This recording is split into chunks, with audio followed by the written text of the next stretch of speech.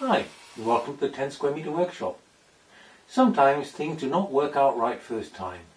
This is an example, coming up after this.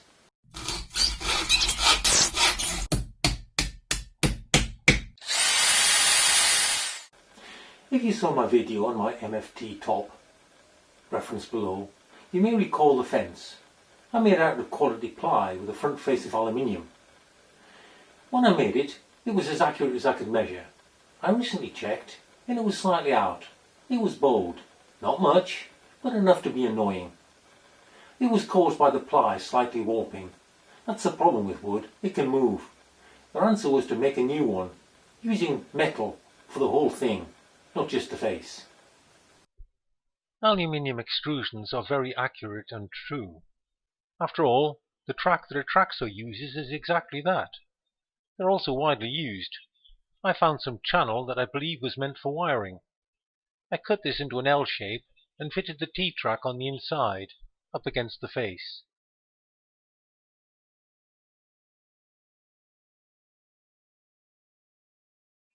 The rest was ply again, but mounted on the channel which will prevent it moving.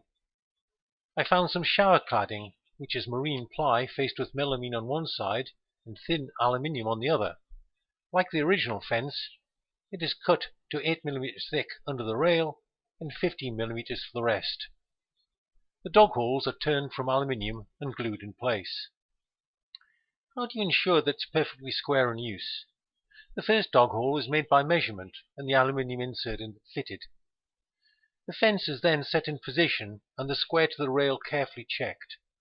The second hole is then measured and made. This will not be precisely correct, but it does not have to be. Within a millimeter is fine.